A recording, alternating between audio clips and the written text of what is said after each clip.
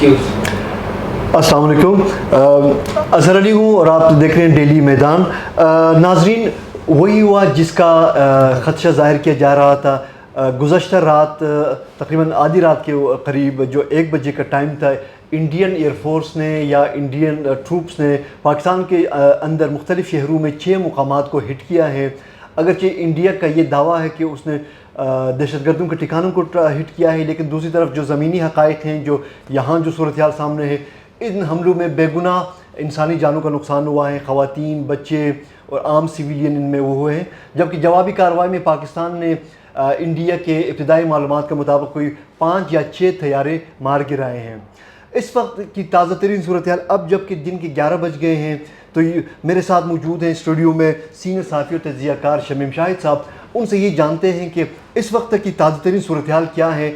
आया रात के जो अटैक्स हुए हैं इंडिया की जानिब से या पे पाकिस्तान ने जो जवाबी कार्रवाइयाँ की हैं, उसके बाद अब दिन के आगाज़ के बाद कोई मज़ीद कार्रवाइयाँ हुई हैं या नहीं हुई हैं, तो ताज़ा तरीन सूरत हाल जानते हैं शमीम शाहिद साहब से। Thank you sir.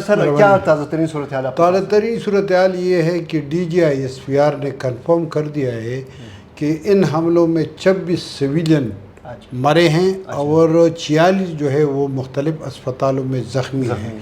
मरने वालों और ज़ख्मियों में ख़वातीन और बच्चे भी शामिल हैं और ये वही लोग हैं जो सिविलियन पॉपुलेशन के थे। इत्तलात ये है कि ये हमले जो है, ये जो 6 मकामात थे वहाँ पर 24 हमले हुए मजमूई तौर पर। तो ये मतलब इसमें बावलपुर में है, लाहौर में है, कोटली में है, बाग में है, अहमदपुर शर्किया में है और मुख्तलिफ़ प्लेसेस है। ये उनका दावा है।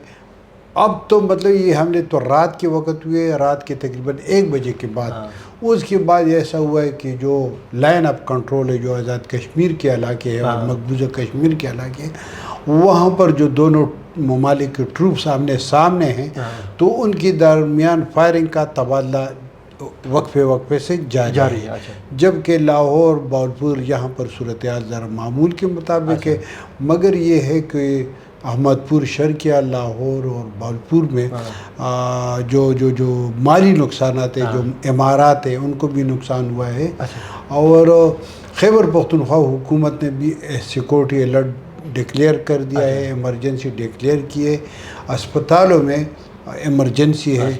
और अभी वज़ीर आला साहब ने, वज़ीर आला सरदार अली अमीन गंडापुर साहब ने 12 बजे काबीना का एक खुसूसी इजलास बुलाया है जो इन हालात पर बात करे और कुछ फैसले करे। इसी तरह इस्लामाबाद में नेशनल सिक्योरिटी कौंसिल का इजलास जो है वो वज़ीर आज़म के सरबराही में जारी है। इस्लामाबाद के तमाम तालीमी इदारे, निजी और प्राइवेट तमाम सरकारी, वो बंद किए गए हैं। इस्लामाबाद के इंटरनेशनल एयरपोर्ट समेत मुल्क के तमाम तर हवाई अड्डे आइंदा 2 शहरों के लिए 48 घंटों के लिए भी बंद कर दिए गए हैं। जितने भी बैरूनी ममालिक से फ़्लाइट्स आने वाले थे वो भी मुअत्तल कर दिए गए। और इस वक्त अभी तक तो हुकूमत ने कोई बाकायदा इमरजेंसी डिक्लेयर नहीं की है, मगर इमरजेंसी जैसा सूरत हाल ज़रूर है। अच्छा शमीम साहब, तो आप क्या देख रहे हैं कि ये जो रात की जो कार्रवाइयाँ हुई हैं दोनों ममालिक फोर्सेस की तरफ से, इसके बाद सूरत हाल ये यहीं पर ये ख़त्म हो जाएगा, ये टेंशन, या कोई बातचीत का कोई रास्ता सिलसिला शुरू होगा, या फिर खुदा न खासा जंग का दायरा फैल सकता है? ये देखें ना, इस वक्त मतलब सबसे बड़ी कुव्वत जो है वो इस दुनिया आलमी सतह पर वो अमेरिका है। अमेरिकन सदर डोनाल्ड ट्रंप ने भी इसका नोटिस लिया है, राब्ते जारी है।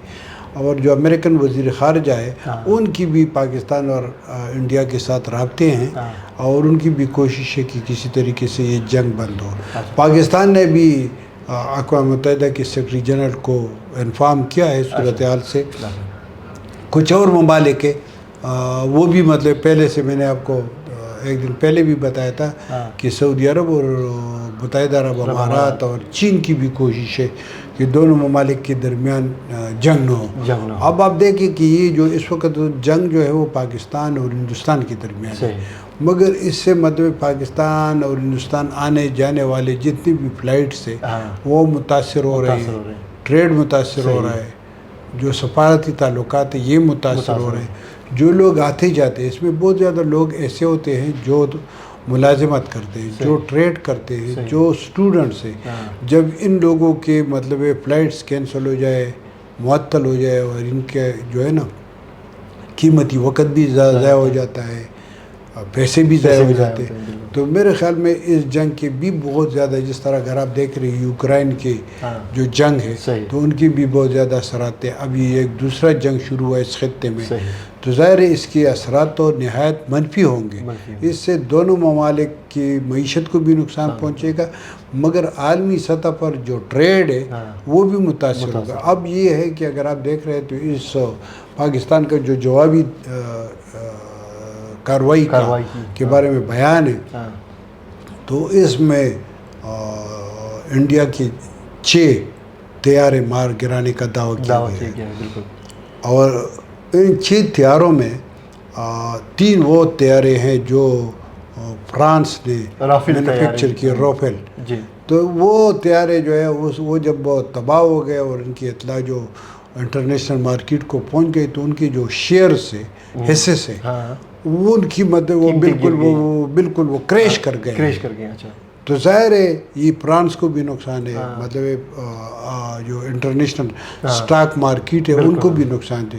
تو میں سمجھتا ہوں کہ اس جنگ کے جو نتائج ہوتے ہیں وہ نہایت برے ہوتے ہیں، مطلب عالمی معیشت کے لیے بالکل عالمی معیشت تباہ، عالمی معیشت کے لیے تباہی کا باعث بن جاتا ہے. ہو سکتا ہے. بالکل ناظرین، جیسا کہ شمیم صاحب نے مختصر الفاظ میں بتا دیا کہ خدا نخواستہ اگر یہ جنگ کا دائرہ اگر پھیل جائے تو اس کے نہ صرف دونوں ممالک کے لیے جو مشکلات میں اضافہ ہوگا، بلکہ اس کے اثرات عالمی طور پر دنیا کی معیشت کو بھی نقصان پہنچا سکتے ہیں.